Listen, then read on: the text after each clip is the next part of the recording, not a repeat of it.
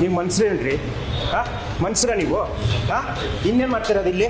ಏನು ನಾಟಕ ಆಡ್ತೀರಾ? ಬರಲ್ಲ ಅಂತ ಅನ್ಕೊಂಡ್ರಾ? ಪೊಲೀಸರಿಗೆ ಫೋನ್ ಮಾಡಿ ಕೂರ್ಸಕ್ಕೆ ಸ್ಟಾರ್ಟ್ ಮಾಡಿದ್ದಾರೆ.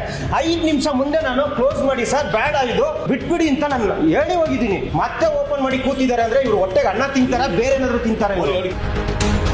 ಅಷ್ಟು ಧೈರ್ಯ ಇವರಿಗೆ. ಇವ್ರ ಕಾನೂನು ಅಂದ್ರೆ ಇವ್ರಿಗೆ ಕಾಲ ಕಸ ಆಗ್ಬಿಟ್ಟಿದೆ ಇವರಿಗೆ. ನೋಡಿ ಇವ್ರ ಬೈಯಿಂದನೇ ಬರುತ್ತೆ. 5 ಗಂಟೆ 6 ಗಂಟೆಗೆ ಈ ರೋಡಲ್ಲಿ ಇರುವಂತ ಬಾರ್ ಎಲ್ಲ ಓಪನ್ ಆಗುತ್ತೆ ಅಂತ ಇವ್ರ ಬೈಲೇ ಬರುತ್ತೆ. ಸೂರ್ಯ ಬಾರ್ ಅದು 4 ಗಂಟೆ ಓಪನ್. ಈ ರೋಡಲ್ಲಿ ಹೋಗ್ಬಿಡ್ತು ಅಂದ್ರೆ ರೈಟ್ ಸೈಡ್ ಯಾವ ಬಾರ್ಗನ ಹೋಗಿ ಎಲ್ಲ ಓಪನ್.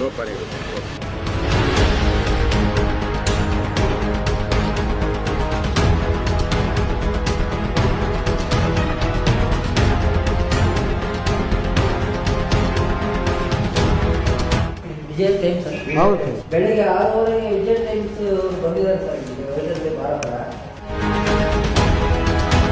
ಪೊಲೀಸವ್ರಂತೂ ಇಲ್ಲಿ ಬರೋದೇ ಇಲ್ಲ. ಯಾಕೆಂದ್ರೆ ಮಂತ್ಲಿ ಹೋಗುತ್ತಲ್ವಾ, ಮಂತ್ಲಿ ಹೋದ್ರೆ ಪೊಲೀಸ್ ಅವರಿಗೆ ಕಣ್ಣು ಕಣ್ಣಲ್ಲ, ಅವ್ರಿಗೆ ಗೊತ್ತೂ ಇರಲ್ಲ.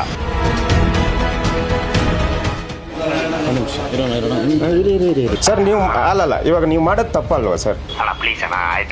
6 ಗಂಟೆಗೆ ಓಪನ್ ಮಾಡಿ ನೋಡಿ, ಬೆಳಿಗ್ಗೆ 7:45 ಇಲ್ಲಿ ಎಲ್ಲನೂ ಸಿಕ್ಬಿಡುತ್ತೆ. ಬಾರ್ ಎಷ್ಟು ಗಂಟೆಗೆ ಓಪನ್ ಮಾಡಬೇಕು? 9:30 10 ಗಂಟೆನಾ? 8 ಗಂಟೆಗೆ ಓಪನ್ ಮಾಡ್ಬೋದಾ? ನೀವು ಮಾತ್ರ ನೀಟಾಗಿ ಸ್ನಾನ ಮಾಡ್ಕೊಂಡು ಫ್ರೆಶ್ಶಾಗಿ ಬಂದಿದ್ದೀರಾ. ಪಾಪ ಅವ್ರು ಮಾತ್ರ ಕುಡಿದು ಹಾಳಾಗಬೇಕು. ಆಸೆ ಇರಬೇಕು ಸರ್, ದುರಾಸೆ ಇರಬೇಕು. ಏನು ಬಸವೇಶ್ವರ ನಗರ, ಕುರುಬನಹಳ್ಳಿ, ಕಾಮಾಕ್ಷಿಪಾಳ್ಯ ಮೇನ್ ರೋಡು 3 ಬಾರಿಗೆ ಬಂದಿದ್ದೀವಿ. 3 ಬಾರಿ ಕೂಡ 6 ಗಂಟೆಗೆ ಓಪನ್ ಆಗುತ್ತೆ. ನಿಮ್ಮ ಕುಟುಂಬ ಉದ್ಧಾರ ಆಗಲಿ, ಅವ್ರ ಕುಟುಂಬ ಹಾಳಾಗೋಗ್ಲಿ. ಎಷ್ಟು ನೀಟಾಗಿ ಕಾನೂನು ಬರ್ದಿದ್ದಾರೆ ಅಂದ್ರೆ ನಿಮ್ಮ ಮಕ್ಳಿಗೆ ಹಿಂಗ್ ಮಾಡ್ತೀರಾ ನೀವು? ನಿಮ್ಮ ಅಣ್ಣ ತಮ್ಮಂದಿರಿಗೆ ಮಾಡ್ತೀರಾ? ಕುಡಿಸ್ತೀರಾ? ನೋಡಿ ಅಲ್ಲಿ ಕುಡಿಯೋದು, ಇಲ್ಲಿ ಬಂದು ಮಲ್ಗೋದು.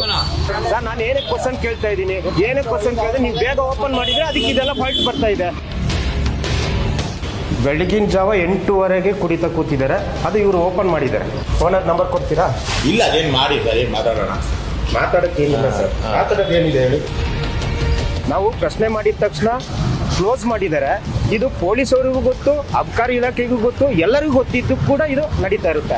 ಅಂದ್ರೆ ಇಲ್ಲಿ ಕಾಂಚನದ ಸದ್ದು ಜಾಸ್ತಿ ಮಾಡ್ತಾ ಇದೆ. ನಿಮ್ಗೆ ರೂಲ್ಸ್ ಏನು ಇಲ್ವಾ? ಮತ್ತೆ ಈಗ ಜಸ್ಟ್ ಓಪನ್ ಅಲ್ಲ, ಕುಡಿತಾ ಇದೆ, ಸುಳ್ಳು ಹೇಳ್ಬೇಡಿ ಆಯ್ತು ಸರ್. ಇಲ್ಲಿ ಕೂಡ ಮಧ್ಯಮ ವರ್ಗದವರು, ಬಡವರು ಇಂಥವರೇ ಬರ್ತಾರೆ. ಇವ್ರ ಟಾರ್ಗೆಟ್ ಏನು? ಬಡವರು ಉದ್ಧಾರ ಆಗಬಾರ್ದು. ಬಡವರು ಉದ್ಧಾರ ಆಯ್ತು ಅಂದ್ರೆ ಇವ್ರಿಗೆ ತೊಂದರೆ.